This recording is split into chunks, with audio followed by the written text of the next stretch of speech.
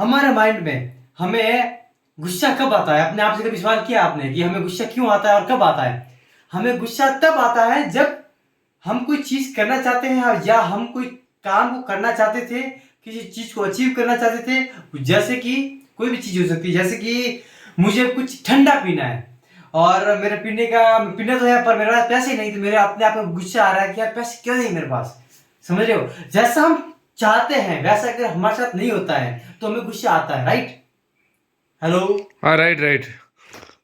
सो मेरे साथ आज मेरे कैमरामैन है जो उनको पता नहीं है कि जो वीडियो बनाते हैं तब बोलते नहीं, कोई बात नहीं, बहुत बहुत धन्यवाद, क्योंकि इंटरेक्शन होना चाहिए। सो अब हम वापस आते हैं अपने पॉइंट के ऊपर।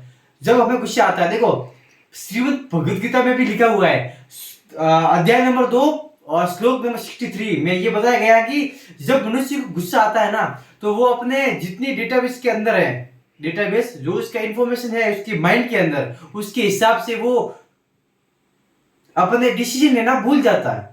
मुझे पता है कि अगर मैं ज्यादा बोलता हूं तो मैं अटकता हूं, राइट? मुझे पता है मैं ज्यादा बोलता हूं, मैं अटकता हूं, पर गुस्से में ज्यादा फास्ट बोलता हूं और ज्यादा स्पीड से बोलता हूं। तो किससे क्या होगा? तो मैं ये भूल गया कि यार मैं जब गुस्से में होता हूं तो पता नहीं क्या क्या बोल जाता हूं, राइट?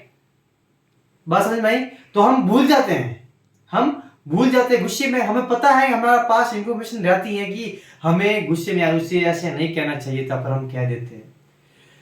बाद में अफसोस होता है यार ऐसा नहीं कहा होता तो अच्छा रहता, क्योंकि होता है हर लोगों को गुस्सा आता है और गुस्से में वो कुछ कह देते हैं और बाद में वो पछतावा करते हैं कि यार नहीं कहा होता ठीक रहता। तो गुस्सा आने की एक ही चीज, एक ही जड़ है कि जैसा हम चाहते हैं वैसा नहीं होता है, तब हमें गुस्सा आता है। अब इसका सॉल्यूशन क्या हो सकता है दोस्त? इसका सॉल्यूशन एक ही है। हमें भगवान ने मुंह एक दिया है, कान दो दिए हैं, ज्यादा सुनो कम बोलो। इसकी प्रैक्टिस करना शुरू करो। गुस्सा आ भी जाएगा तो आप ज्यादा बाहर दे नहीं पाएंगे। जब आप बाहर ज्यादा डिलीवर नहीं कर पाएंगे तो आपको पता चल जाएगा कि कब क्या कैसे क्या बोलना है। बात समझ में आई? इस तरीके से हम अपने आप के गुस्से को कहीं ना कहीं कंट्रोल में ला सकते हैं। मैंने बहुत ट्राई किया। पहले मेरी जो गुस्से की जो लेवल ऑफ, अगर हम मैं उसको नंबर दूं 1 से 10 के बीच में गुस्से को मेरे, तो पहले थे 10 में से 9, 8, 7, पर जो अब है 10 में से 1, 2, पौने 2, पौने 1। बात समझ में आ रही? मैं इतना कम कर पा रहा हूं अपनी गुस्से को। क्यों कर पा रहा हूं? क्योंकि यही टेक्निक भगवान श्री कृष्ण कहते हैं श्रीमद् भगवद गीता के अंदर कि जब हम चाहते हैं अगर वैसा नहीं होता तो हमें गुस्सा आता है, और उसी गुस्से के कारण हम अपनी स्मृति को बंद कर देते हैं। एक तरह से वो हमारी स्मृति जो हमारे पास इंफॉर्मेशन रहती है, उस इंफॉर्मेशन को हम यूज नहीं कर पाते हैं उस पर्टिकुलर टाइम पर, और हम वो अनजाने में कुछ गलती कर देते हैं जिसकी वजह से हमें और गुस्सा आता है। और इसी और गुस्से आने की वजह से हम उन दोनों के बीच पे फंस कर रह जाते हैं, और वही चूहे बिल्ली की दौड़ हमारे साथ चलती रहती है जीवन पर।